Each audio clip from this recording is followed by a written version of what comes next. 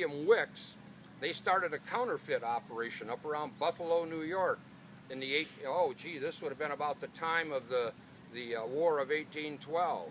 And they ended up going to England, and they spent a year in England robbing Englishmen of their prime stock of horses and selling them to people that didn't know that they'd stolen them, and they made a lot of money, but the law nearly caught up with them, so they hopped on a ship and came back to the United States, and Osceola Doty decided, well, he was going to turn his life around, so he married a respectable lady and was trying to be a farmer in New York. That didn't last long, because his friend William Wicks stopped by and said, well, I'm going to Michigan, which was a territory at the time, and Osceola couldn't stand it, so he moved his family to Adrian, first to Adrian, and then he came out here in the wilds of Hillsdale County, and he had a place called, that he called a cove. A lot of people think it was a cave, but it was a cove down there where the three states came together, that he, in his own words, said, well, I can steal horses and keep them in this cove, and be in 2 shakes of a lamb's tail, I can be in Ohio or Indiana or Michigan and be out of harm from the law. So he did that, and ended up stealing from his friends and neighbors and giving him to other friends and neighbors. Like, he'd go to Jonesville and steal a set of harnesses and come over to Hillsdale and give them to friends of his, and then he'd steal those back and give those to another friend over in Mosierville or somewhere. But finally, the Judge Abner Pratt, sentenced him to 17 years in the state prison up in Jackson. But even before that, he had been accused of murdering a young man from from Branch County that had been helping him farm, and the guy was going to tell his wife about his cove. Well, he says, you can't tell my wife about his cove. He said, well, I'm going to unless you pay me more money. Well, he didn't pay him more money, but he hit him with a log and killed him and stuffed him under a tree stump out in the swamp down in the southern part of, actually in the northern part of Steuben County. Well, they caught him after a couple years, and he was in jail down in Steuben County in Angola, actually.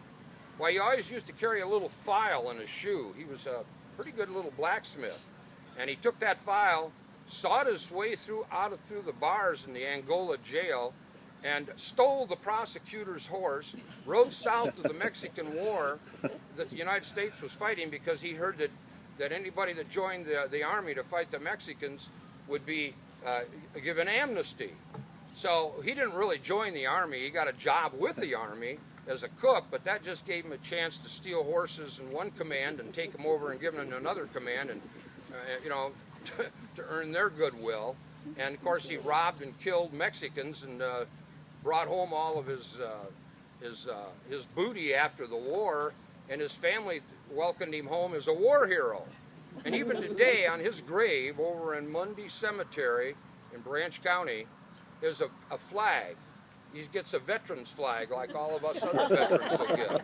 And I have a mind to rip that flag out of there, but I haven't done that. But anyway, later he was sentenced to 17 years up in Jackson prison, and he stayed up there until when he got out, he immediately stole another horse, got caught, sent a couple more years up to Jackson, did that, and then he stole the suitcase and got sentenced to another year.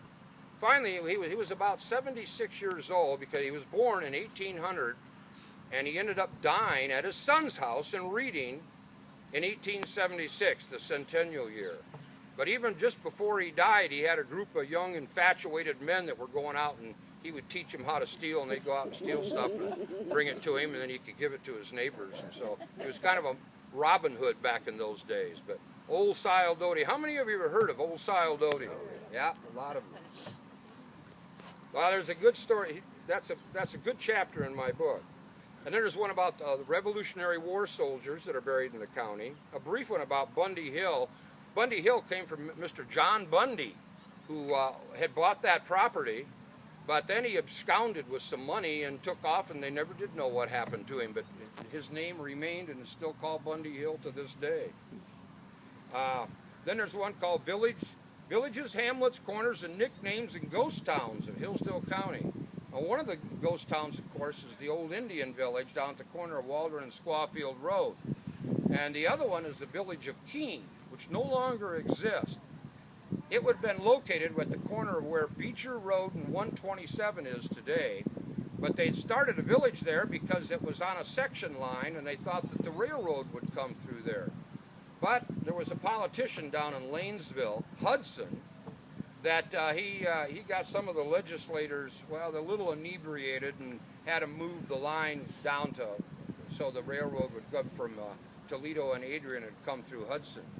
And so that little village of Keene, literally in the winter of 1839, 1840, they tore the village down and moved all the buildings down to where Hudson is today. And that little village just dried up and nobody ever remembered it. But back in the 1830s and in the early part of 1840, everybody in the county knew where the village of Keene was. Not so today. And then there's one about the Osceola, the facts, legends, and the mystery. Of course, Osceola at one time was the county seat, because the people in Jonesville, they wanted the county seat in Jonesville, but the people in Hillsdale, they also wanted the county seat on the premise that while Hillsdale was more in the central part of the county, and so, you know, they decided it should be here. Well, Jonesville people didn't like that, so their businessmen bought up a bunch of acreage over where Osceola is today, and they had it all planned out, all the buildings, the courthouse and everything, and it was going to be in Osceola. For 3 years, actually, Osceola was the county seat. But finally, when the people in Jefferson Township figured out that, hey, those people in Jonesville are just trying to take advantage of us, they sided with the people in Hillsdale, and the county seat moved to Hillsdale, and that was the end of that story. But even today, there's people that argue that there was a guy named Chief Osceola. Well, that never exists. The name came from Henry Wadsworth Longfellow's poem, Song of Hiawatha. And Osceola was the son of the evening star.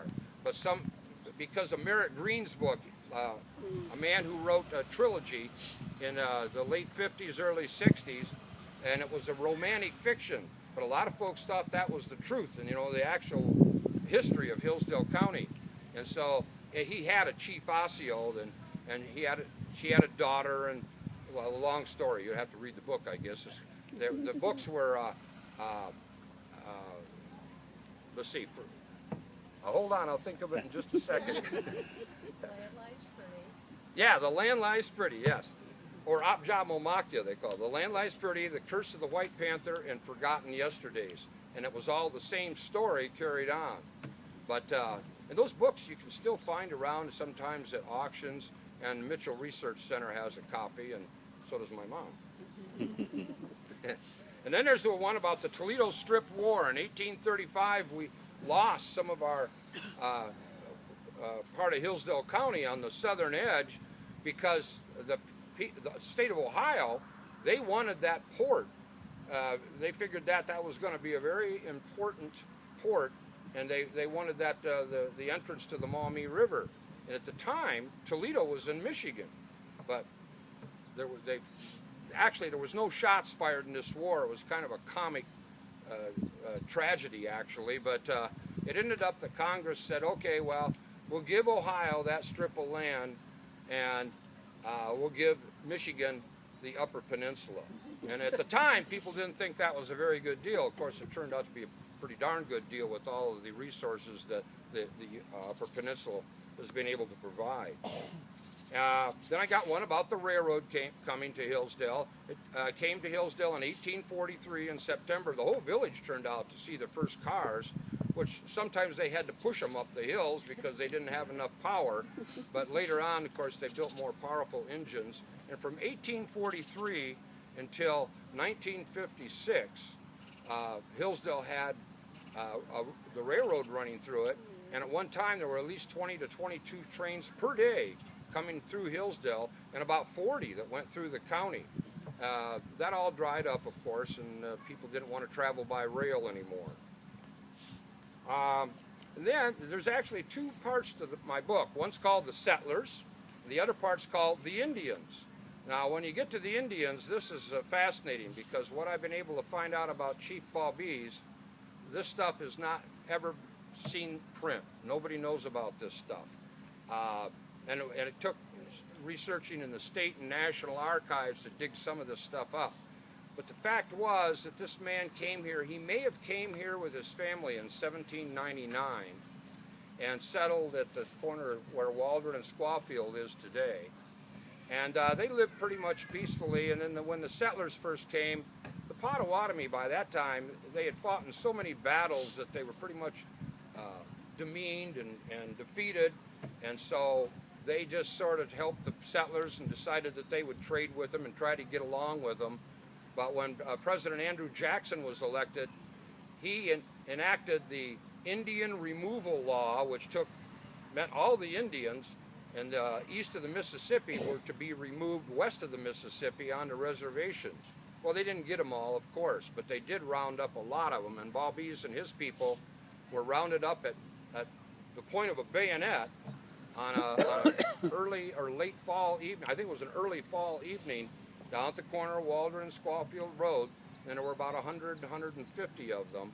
And they put them on wagons and marched them north first to Nottoseppi Lake, which was a reservation up there, and then down the old Sauk Trail, finally to the Illinois River and to the Mississippi and up the Missouri, and they ended up at the Osage River Reservation, which was in far eastern Iowa, or far western Iowa, and very eastern Kansas, and that's where Bobby's and his people ended up, and they all died out there. So kind of a tragic situation, but why some of the settlers didn't try to help the Indians is an interesting question, but they never did. Although several of the Indians that lived here had already assimilated into the European culture, the white man's culture, and they wore white man's clothes and they worked on farms in the county, and a lot of the original residents hid these people in their barns or wherever when they were rounded up. And so even today in the schools you can sometimes see kids that are darker complected with high cheekbones, and you just know there was an Indian in the woodpile somewhere at some point. And then of course, besides the Bobbies, we're going to talk about the St. Joe River, Sagawasepi, they called it, the Indians did, and the mysterious daughters of Chief Bobbies were Winona and Juanetta. This is an amazing story. There's a story about his daughter Winona that she married a man apparently from Lenawee County. His name was Negnaska, and she wanted to marry her cousin Ashtawet, as in Ashtawet Drive, and there really was an Indian named Ashtawet. He ended up on the reservation rolls out in Kansas with Bobbies. But of course, you know, it was like marrying your first cousin, and they didn't allow that. You couldn't marry anybody in your own clan. So she ended up marrying this guy from Lenawee County named Ignaska. Well, he turned out to be quite a drinker. And one day, he took a pony of hers that her father had given her for a wedding present, and he was down in Fremont, Indiana, and he decided to trade that pony to get some more money to buy some more booze. And when he got home, well, she was natural. This is ripped right out of the pages of our domestic violence, you know, right out of the newspapers today. She got mad at him, and he said, well, if you don't like it, he said, you can kill me. Well, she did. She took out her knife and stabbed him right in the chest, and he dropped right in front of her. Well, the Indians weren't going to put up with that, so Bobbies, literally being the chief of the tribe, had to condemn his daughter, and she was taken to somewhere south of Allen and tied to a stake, and her brother-in-law, a man by the name of Joe Nesse, stabbed her in the heart and killed her. And then Bobbies, apparently, there's several versions of what happened, but apparently he took his daughter's body and went somewhere south of Bobbies Lake, and he'd been known to purchase wooden coffins too at Marinette's trading post north of Coldwater. And apparently he had bought a wooden coffin and taken his daughter's body somewhere south of Bobbies Lake and buried her out in the woods somewhere, and that was the end of it. In 1902, there was a farmer in that area named by the name of Fleming, and in fact, Edith Ashe, who was a long-time Hillsdale County historian, told me this story because it was her uncle Fleming was digging a bank to their barn in 1902, and they dug into an old grave, and they said, well, look at this. This has got to be an Indian grave with the artifacts they found with this body. So they picked up all the bones and all the artifacts and stuck them in a gunny sack and took them into this doctor that practiced in Hillsdale at the time,